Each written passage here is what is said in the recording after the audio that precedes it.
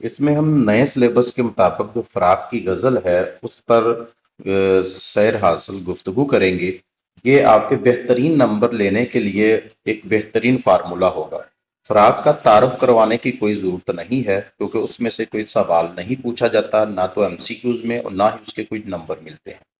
अलबत्ता फ़राक की मुकम्मल शायरी पर थोड़ी सी गुफ्तगू हम कर लेते हैं, जो कि आप इसके किसी भी पहले शेर के में इसके एक शायरी के तारफ़ के तौर पर लिख सकते हैं। तो अब जो हमने सिलसिला शुरू किया है साल अव्वल, जो कि नया सिलेबस है पंजाब में भी और इसका बहुत सारा हिस्सा वफाक में भी है और दूसरे सूबों में भी है। आप अगर इसको मुकम्मल वीडियो को देखते हैं तो आप ना सिर्फ बेहतरीन नंबर हासिल कर सकते हैं बल्कि पूरे नंबर भी हासिल कर सकते हैं। और इनको लिखने का जो तरीका है, यानी कि प्रेजेंटेशन कैसे होती है, वो हमारे चैनल पर ऑलरेडी मौजूद है, तो उसको आप देख सकते हैं। क्योंकि आपके पूरे नंबर लेने के लिए आपके पेपर की प्रेजेंटेशन 100% जरूरी होती है और हर सवाल की प्रेजेंटेशन चैनल पर पहले से मौजूद है, वो आप देख सकते हैं।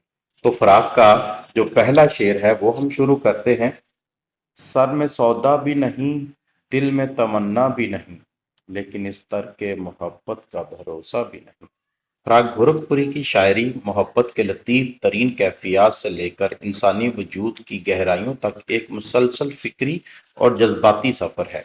इनके अशार में इश्क महज़ रवायती सांचे में नहीं ढलता, बल्कि एक ऐसा तजुर्बा बनकर सामने आता है जो करब, तन्हाई और खुद शनासी के मराहल से गुजरता है। इनकी ज़ुबान नरम, मुहावराती और शाइस्ता है, लेकिन इस नरमी में एक छुपी हुई चुभन, एक तहज़ीब याफ्ता एहतजाज और एक धीमी फरियाद भी सुनाई देती है। वो मोहब्बत को जमालियाती नज़र से देखते हैं, लेकिन इसके साथ-साथ वो इसके दुख, इसकी नारसाई और इसकी बेमानवियत को भी पूरी शिद्दत से महसूस करते हैं। यही वजह है कि इनकी शायरी न सिर्फ दिल को छूती है, बल्कि ज़हन को भी बेदार करती है। शेर में हम अहम नुकात आपको बयान करेंगे और उसके साथ साथ इसकी फ़नी इस्तिलाही जो खूबियाँ होंगी वो भी बयान करेंगे। वो किस तरह एडजस्ट करनी है आपने तशरीह के अंदर, वो ऑलरेडी चैनल पर मौजूद वीडियो में आप देख सकते हैं। फराग गोरखपुरी का पहला शेर है। सर में सौदा भी नहीं, दिल में तमन्ना भी नहीं, लेकिन इस तर के मोहब्बत का भरोसा भी। फराग के शेर में इश्क के बाद की नफसियाती कैफियत को बयान किया गया है। फराग गोरखपुरी के इस शेर में एक ऐसा जज्बाती और नफसियाती तजर्बा बयान किया गया है जो सिर्फ शिद्दत बल्कि शदीद मोहब्बत करने वाले का ही नसीब होता है। शायर कहता है कि अब उसके जहन पर वो इश्क का खप्त बाकी नहीं रहा जिसने कभी इसकी अक्लो होश को मफलूज कर रखा था। यानी अब वो दीवाना नहीं रहा। इसी तरह इसके दिल में भी अब कोई तमन्ना, कोई ख्वाहिश, कोई ख्वाब बाकी नहीं। वो इश्क जिससे जिंदगी इबारत थी, अब उसका अक्स भी बाकी नहीं। यहाँ शायर ने सर में सौदा और दिल में तमन्ना जैसे अल्फाज से इश्क के दो अहम पहलुओं को ज़ाहिर किया है, एक जुनून, दूसरा आरज़ू।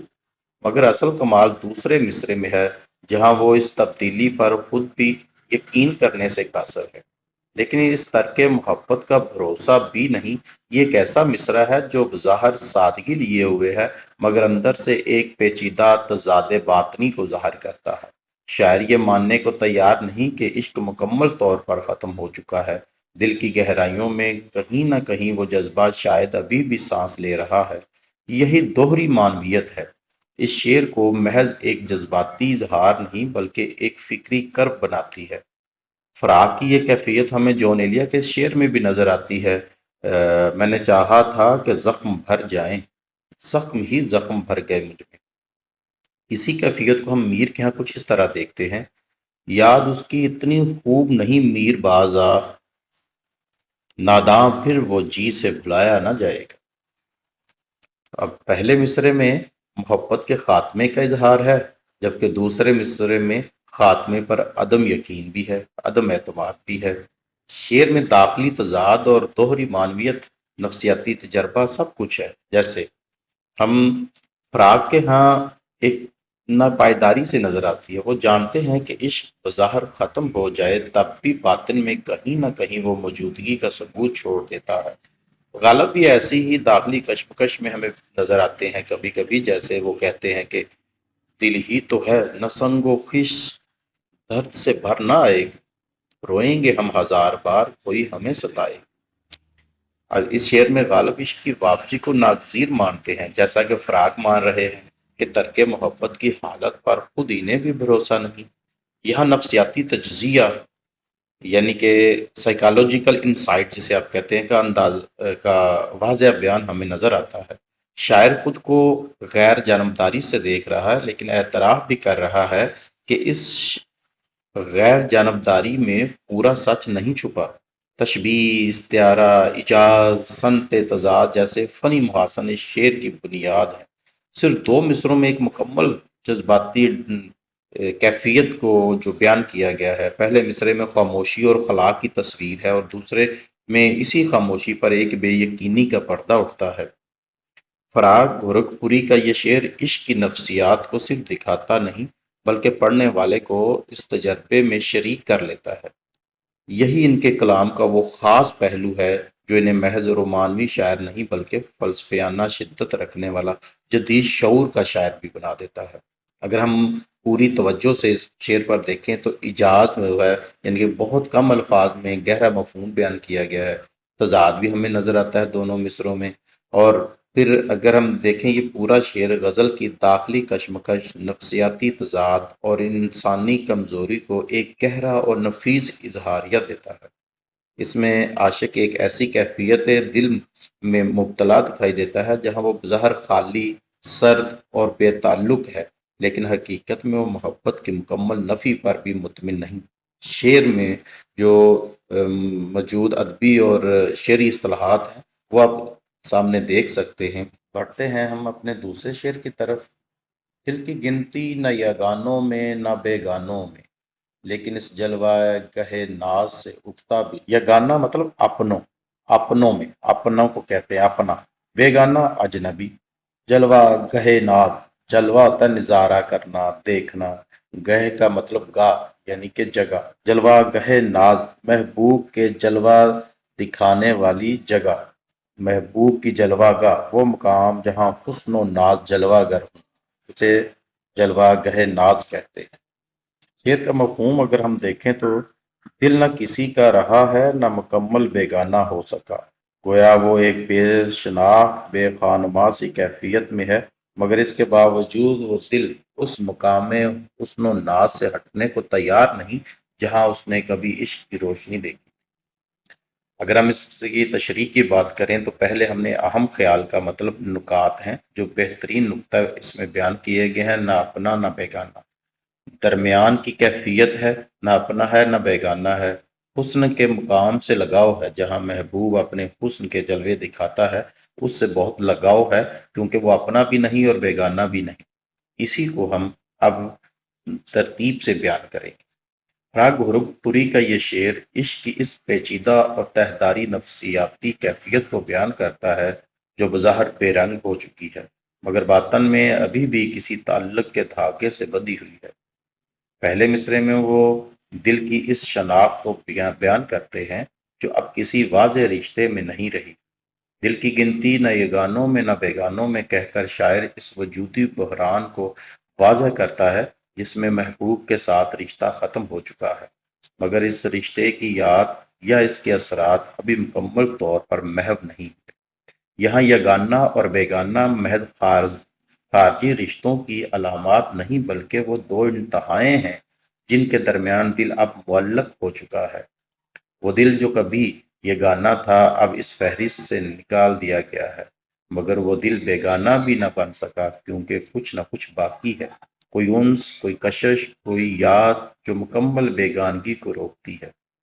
गोया दिल एक बैनुल मकामी कैफियत में है, एक ऐसी हालत जो ना ताल्लुक में है ना जुदाई में, एक ऐसे खला में जो इश्क के बाद अक्सर आशिक के दिल में पैदा होता है। यहाँ शायर का नफ्सियाती मुशाहदा निहायत बारीक है। वो सिर्फ मोहब्बत की मौजूदगी या अदम मौजूदगी की बात नहीं करता, बल्कि इसके दरमियानी कैफियत को बयान करता है जो निहायत कम शोरा के यहाँ इतने सादा मगर पुरअसर अंदाज में पाई जाती है। तो गालिब भी इस नुक्ता को कुछ इस तरह बयान करते हैं। मोहब्बत में नहीं फर्क जीने और मरने का, मोहब्बत में नहीं फर्क कुछ जीने और मरने का, اسی کو دیکھ کر جیتے ہیں جس کافر پہ دم نکلے۔ یہاں بھی محبت ختم ہو چکی ہے مگر اس کو دیکھ کر جیتے ہیں، یہی وہ جذبہ ہے جو فراق کے دوسرے مصرے میں نمایاں ہوتا ہے، لیکن اس جلوہ گہ ناز سے اٹھتا بھی نہیں۔ یہاں جلوہ گہ ناز صرف محبوب کی محفل یا حسن کی جگہ نہیں، بلکہ وہ روحانی مقام ہے جہاں عاشق نے کبھی محبت کا جلوہ دیکھا تھا۔ دل اگرچہ اپنی شناخت کھو چکا ہے مگر وہ اس مقام کو چھوڑنے پر آمادہ نہیں۔ یہی وہ کیفیت ہے جو روح کے کسی مرکز جمال سے انسلاخ کی علامت بن جاتی ہے۔ گویا اس شعر کے ایک پرانے خواب کی راکھ سے لپٹا ہوا نظر آتا ہے، اس آس میں کہ شاید کبھی دوبارہ کوئی چنگاری جاگ اٹھے۔ شعر میں حسن تضاد کی تکنیک کو بھرپور انداز میں استعمال کیا گیا ہے۔ دل بے تعلق ہو چکا ہے مگر پھر بھی کسی تعلق کی ضد کیے بیٹھے ہے۔ یہ ضد، یہ چپکے سے وابستگی، اصل میں عشق کا وہ جوہر ہے جو بظاہر خاموش ہو کر بھی ختم نہیں ہوتا۔ غالب کا ایک اور شعر دیکھیے: دل سے تیری نگاہ جگر تک اتر گئی، دونوں کو ایک ادا میں رضامند کر کے۔ اس شعر کی اگر ہم فنی خوبیوں کی طرف دیکھیں تو ہمیں دل کی بے شناخت حالت نظر آتی ہے۔ دل کی گنتی یا گانوں میں نہ بیگانوں میں، یہ گانے اور بیگانے دونوں ایک دوسرے کے الٹ ہیں، تو اس لیے ہم اسے سمت تضاد کہتے ہیں۔ تو دوسرا اگر ہم دیکھیں تو اس میں ہمیں مصروں میں وزن و ترنم نہایت نرمی اور وقار کے ساتھ بہتا نظر آتا ہے، اور اس کے ساتھ صنعت تجسیم کا بھی ایک تھوڑا سا چسکا لگایا گیا ہے، جیسے جلوہ گہ ناز ایک جمالیاتی استعارہ ہے جو نہ صرف محبوب کے حسن کی جگہ ہے بلکہ اس میں ناز کو ایک حصی وجود بنا دیا گیا ہے، جیسے وہ کوئی شخصیت ہو۔ اور اس میں ہمیں گہری جو نفسیاتی گہرائی ہے وہ بھی نظر آتی ہے۔ شاعر کا دل نہ کسی طرف گنا جا رہا ہے، نہ وہ خود کو مکمل غیر سمجھ پا رہا ہے۔ یہ مکمل نفسیاتی بیزاری، محبت کی بے شعور گرفت اور خود کو کھو دینے کی کیفیت ہے۔ ایسا اظہار اردو غزل کو کلاسیکل جمالیات سے جدید معنویت کی طرف لے جاتا ہے۔ اب بڑھتے ہیں ہم شعر نمبر 3 کی جانب۔ مہربانی کو محبت نہیں کہتے اے دوست، آہ اب مجھ سے تیری رنجش بے جا بھی نہیں۔ مہربانی مطلب لطف، ہمدردی، شفقت، رنجش بے جا، ناروا خفگی یا بلا وجہ غصہ۔ شعر کا مفہوم دیکھیں، شاعر کہتا ہے کہ صرف ہمدردی کو محبت نہ سمجھو، اور اب یہ حالت ہے کہ محبوب کی ناحق ناراضگی بھی دل کو دکھ نہیں دیتی۔ یہ شعر جو ہے ایک ایسی کیفیت لیے ہوئے ہے جس میں پہلے شاعروں نے کبھی اس پر غور نہیں کیا، اگر کیا بھی ہے تو ان کا انداز کچھ اور ہے، لیکن یہاں اس کا انداز، شاعر یعنی کہ فراق کا انداز کچھ اور ہے۔ یہاں اہم جو مرکزی نقطہ ہے، محبت اور ہمدردی میں فرق کیا گیا ہے اور جذبات کی موت ہوئی ہے۔ ہم دیکھتے ہیں کہ کیسے یہ شعر فراق گورکھپوری کی اصل داخلی کرب اور عاشقانہ شعور کا آئینہ دار ہے، جس میں محبت کا دعویٰ محض جذباتی شدت نہیں بلکہ ایک معنوی صداقت پر مبنی ہوتا ہے۔ پہلے مصرے میں شاعر کہتا ہے کہ مہربانی کو محبت نہیں کہتے اے دوست۔ یہاں مہربانی کا مطلب وہ ہمدردی، مروت جو لوگ بسا اوقات رحم یا ترس کے تحت کسی سے برتتے ہیں، ترس کھا کر کسی سے کرتے ہیں۔